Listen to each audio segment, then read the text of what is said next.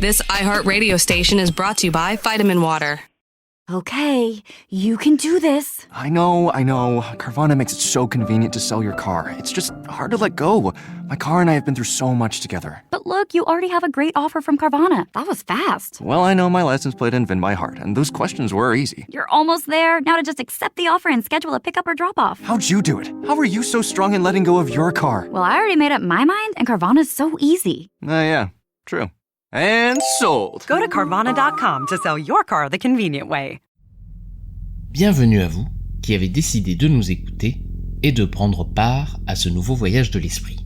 Dans cet épisode, nous continuons notre exploration du temps.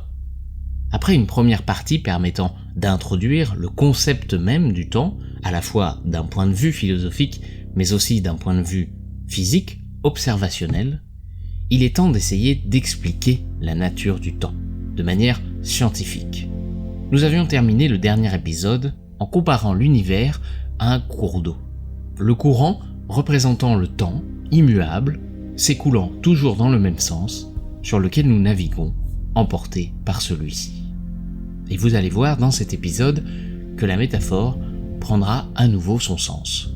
Alors prenez place et bon voyage dans Poussière d'étoiles.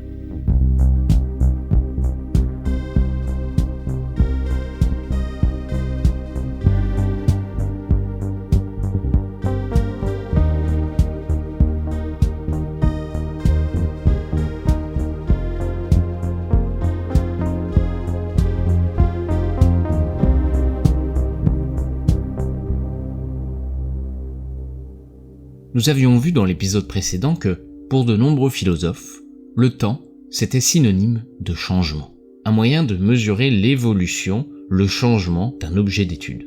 Mais ce changement, quel est-il d'un point de vue physique ? Comprendre les évolutions qui se produisent, c'est le principe même de la thermodynamique.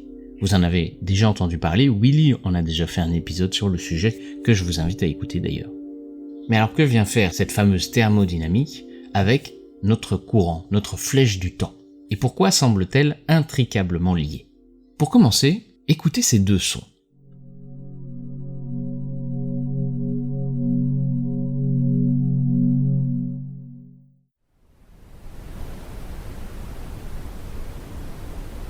Le premier est précis, structuré, mélodique, tandis que le second, c'est ce qu'on appelle un bruit blanc. Il n'a aucune structure apparente et toutes les fréquences sont présentes en énergie identique. Supposons que nous générions en choisissant complètement aléatoirement des fréquences dans chaque longueur d'onde.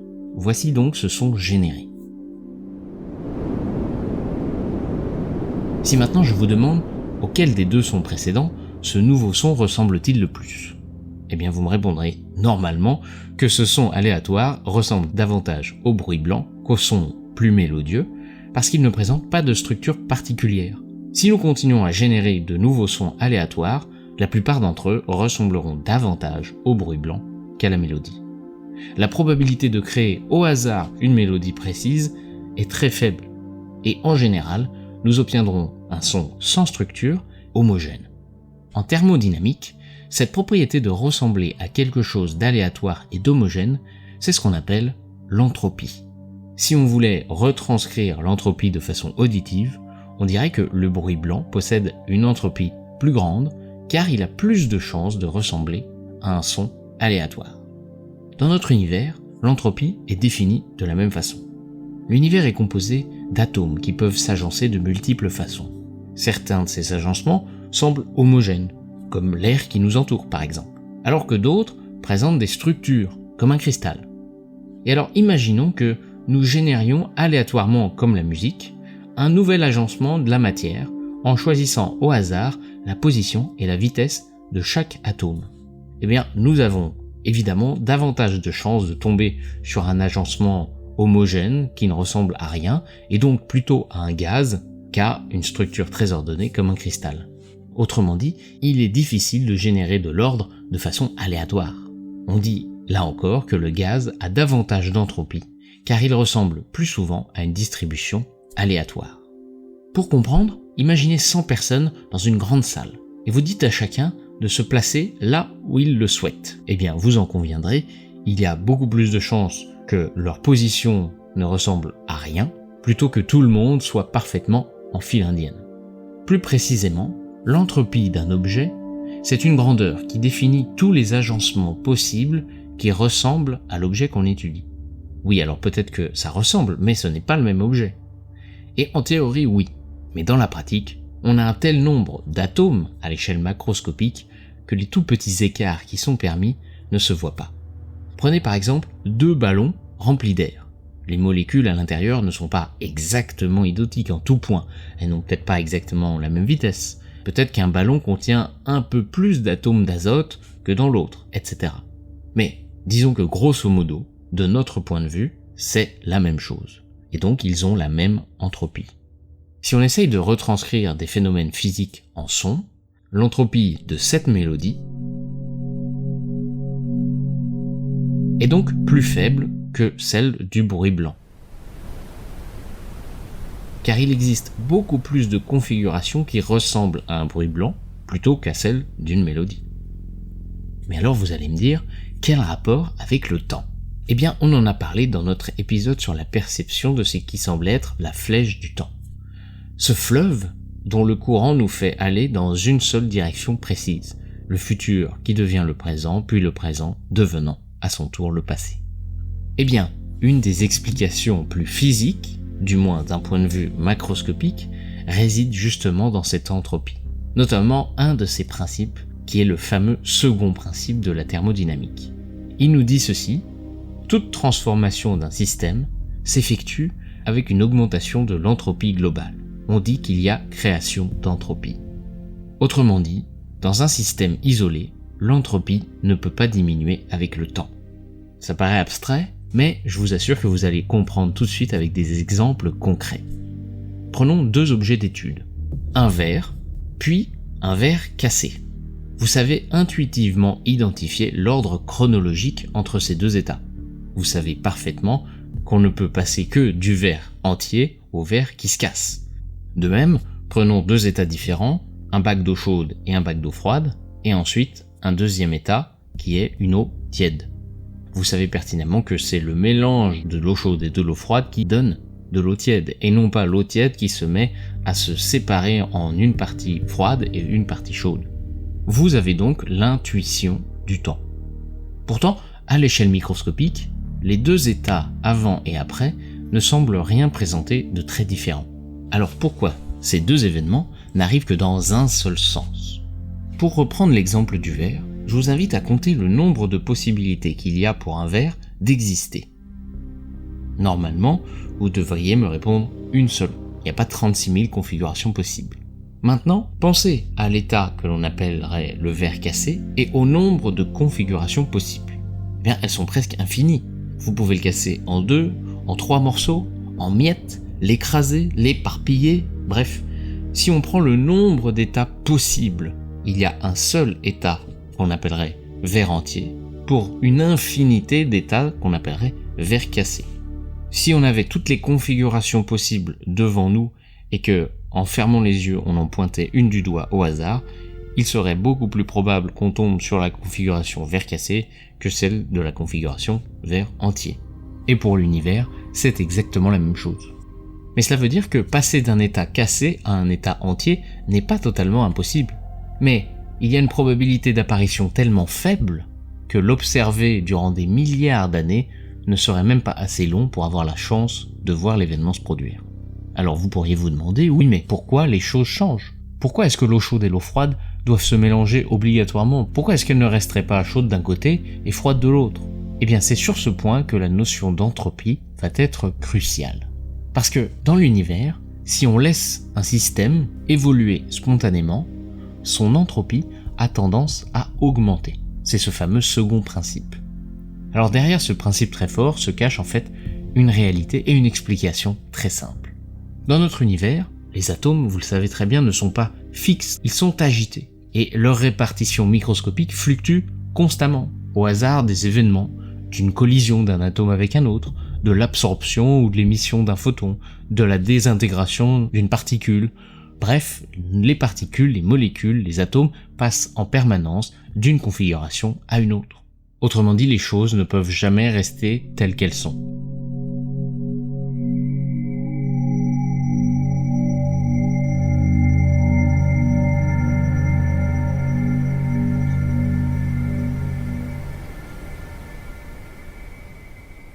Ces petites fluctuations conduisent donc petit à petit à une dilution de l'énergie et donc une augmentation de l'entropie, rendant impossible tout retour en arrière, tout simplement parce que la probabilité de retrouver son état d'avant, plus ordonné, est de plus en plus faible.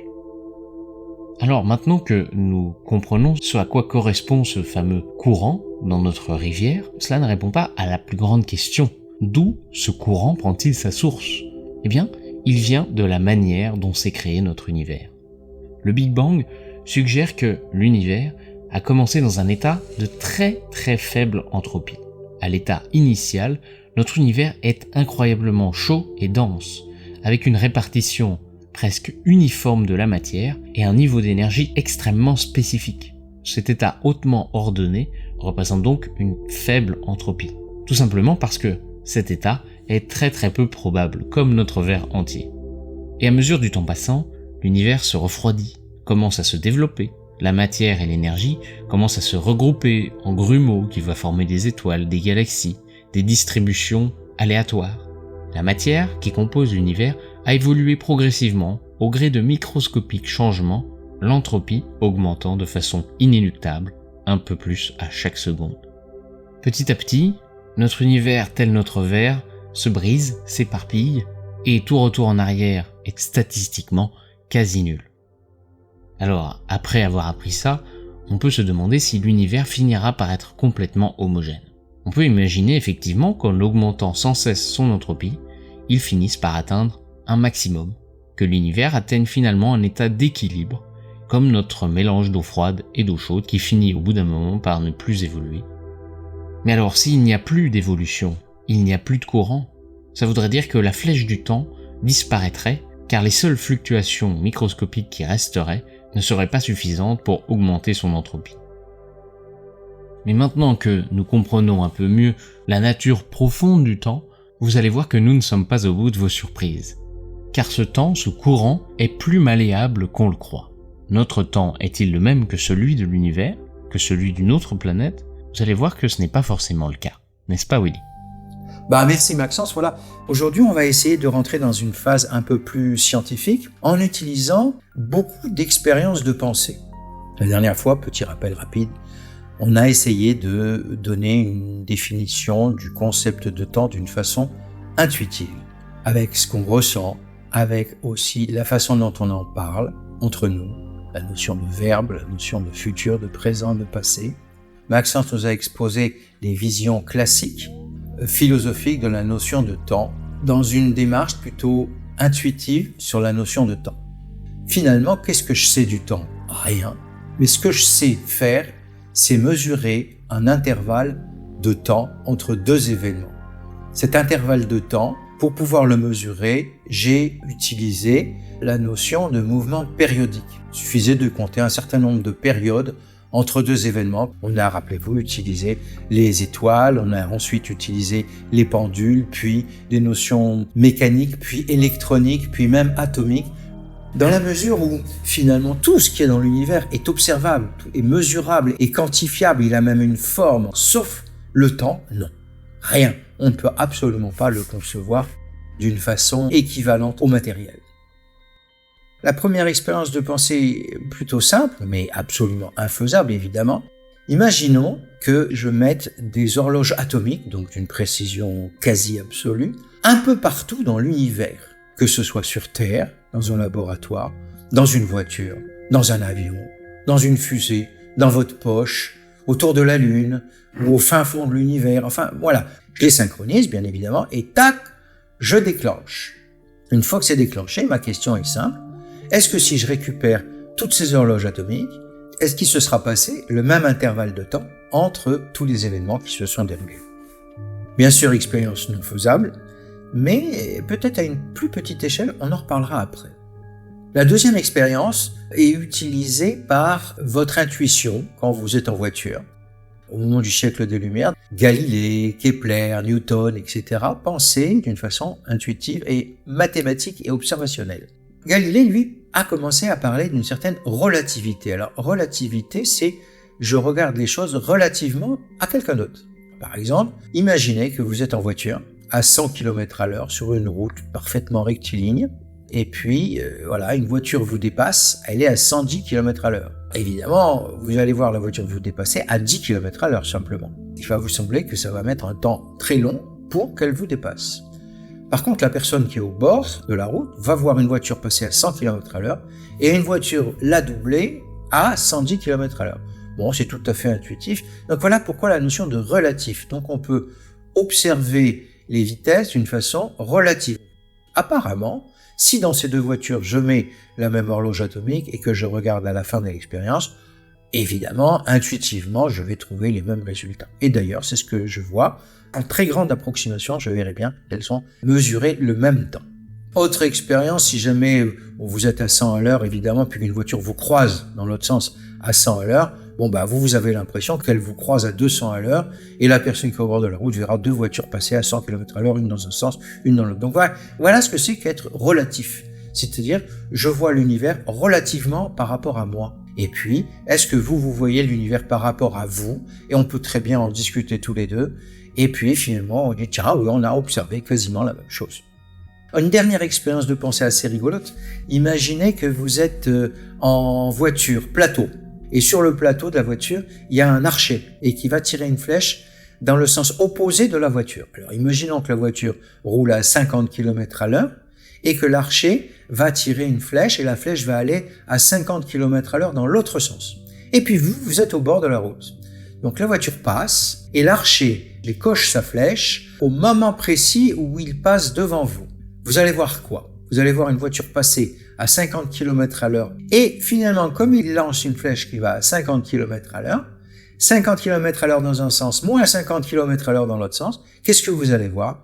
Chose étonnante, je vous conseille de faire l'expérience, elle est faisable. Vous allez voir la flèche tomber verticalement devant vous.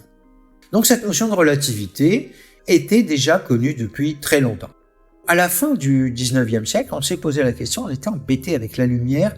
La lumière, c'était quelque chose qui allait très vite, elle allait à 300 000 km à la seconde, et on s'est posé la question, si on faisait la même expérience, c'est-à-dire, est-ce que si j'allume un faisceau lumineux à partir d'un train qui va très très vite, et que j'envoie ce faisceau lumineux vers l'avant, normalement, suivant la relativité de Galilée, j'aurais dû voir le faisceau lumineux aller à sa vitesse plus la vitesse du train. Chose faite, bien sûr pas avec un train, on s'est aperçu que non, la vitesse de la lumière était constante. Même si je faisais aller le faisceau lumineux dans l'autre sens, comme tout à l'heure avec les voitures, je m'apercevais que là encore la lumière avait une vitesse totalement constante. Cette expérience a été faite, mais bon, bien sûr pas avec des trains, elle a été faite avec la Terre qui tourne autour du Soleil. On a envoyé un faisceau lumineux dans le sens de rotation de la Terre, et on a envoyé ce faisceau lumineux vers un miroir qui est revenu. Ensuite, au même instant, on a envoyé un faisceau lumineux dans un sens différent, donc qui ne va pas du tout à la même vitesse. On a fait coïncider ces deux faisceaux lumineux, et on s'apercevait, au stupeur, que les deux faisceaux lumineux allaient toujours à la même vitesse, 300 000 km à la seconde. Donc là, Einstein est arrivé et a postulé que la vitesse de la lumière était une constante totalement universelle. Et le fait que la vitesse de la lumière soit une constante avait une incidence énormissime sur la notion de temps. Alors, de sa théorie, qui a été validée de nombreuses fois, cette théorie qu'on a appelée la théorie de la relativité restreinte, elle prédit que le temps n'est pas le même pour tout le monde. Alors là, ça va à l'encontre du bon sens. Comment ça, le temps ne passe pas de la même manière? On a fait cette expérience, bien sûr, puisqu'on a maintenant des horloges atomiques extrêmement précises. On a mis deux horloges, une au sol et une dans un avion qui allait à une vitesse moyenne de à peu près 1000 km à l'heure. On a synchronisé ces deux horloges. Il y en a une qui est restée au sol et une qui est partie dans l'avion. L'avion a fait le tour de la Terre, donc en un certain temps. Et quand on a regardé les deux horloges, elles étaient désynchronisées. Il existait un intervalle de temps qui était totalement différent de ces deux événements. Et la théorie de relativité restreinte prédit que si on va très vite, quand on va à une vitesse relativement très proche de la vitesse de la lumière, le temps ne s'écoule pas de la même manière. En a découlé ce qu'on a appelé le paradoxe de Langevin. En l'arrangeant à ma sauce, on peut dire, voilà, prenons 2 sœurs jumelles qui sont nées en même temps. Ces 2 sœurs jumelles, elles ont une horloge biologique, évidemment, et à 20 ans, elles tombent enceintes toutes les 2.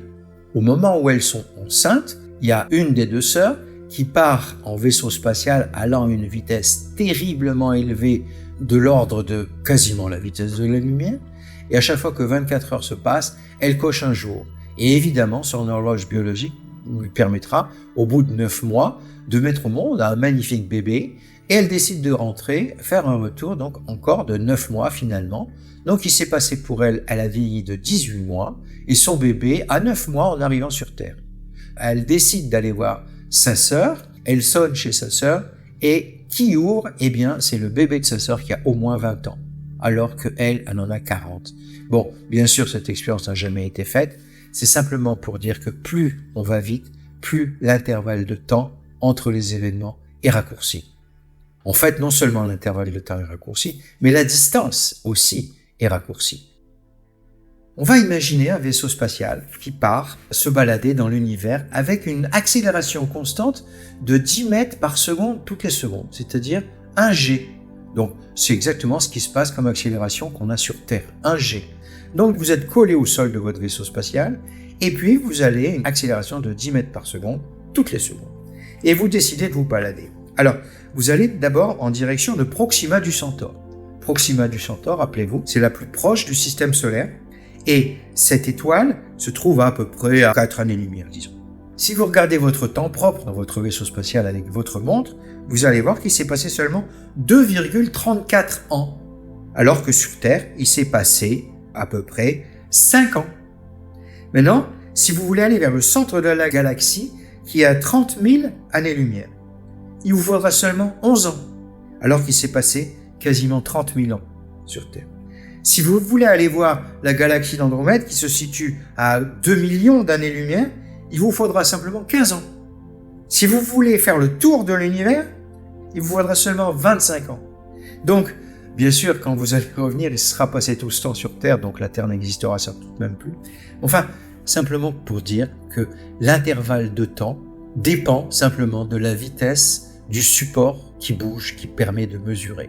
Et quand j'ai dit tout à l'heure, au tout début, que je mettais des horloges atomiques un peu partout dans l'univers, que intuitivement, elles allaient toutes revenir avec le même temps, eh bien, ce cas est peu probable, les horloges seront tout à fait désynchronisées. Normalement, vous devez ne plus savoir où vous en êtes. Comment concilier les 2 idées du temps? À la fois le temps comme une conséquence de ce qu'on appelle l'entropie, de la thermodynamique, qui est régie par les lois qui n'ont rien à voir a priori avec la relativité restreinte, avec la vitesse, qui pourtant va rendre le temps modulable, différent d'un endroit à un autre, selon notre déplacement dans l'espace-temps. Continuons notre analogie qui, vous allez le voir, va faire sens de tout ce que l'on vient de se dire. La relativité du temps, c'est un peu comme des obstacles, des cailloux, dans le lit de notre rivière. Une rivière n'a jamais vraiment le même débit partout. Il peut y avoir des engorgements où le débit est réduit, et puis il peut y avoir des chutes d'eau où la vitesse augmente grandement. Effectivement, localement, il est possible de tordre cette flèche du temps, de la faire aller un peu plus ou un peu moins vite, comme il est possible de détourner l'écoulement d'un fleuve. Mais malgré tous les détournements que nous puissions essayer de faire, au final, le fleuve s'écoulera toujours dans un sens, de la montagne vers l'océan, du passé vers le futur.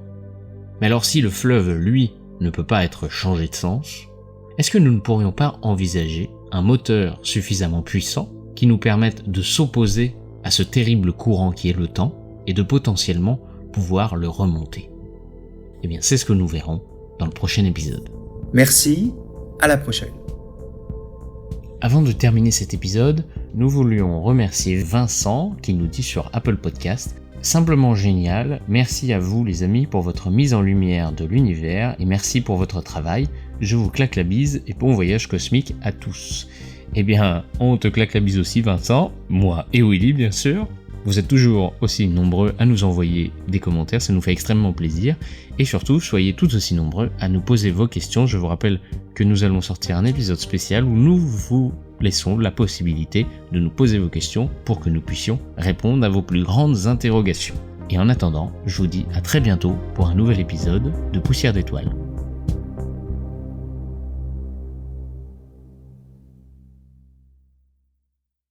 This iHeartRadio station is brought to you by Vitamin Water.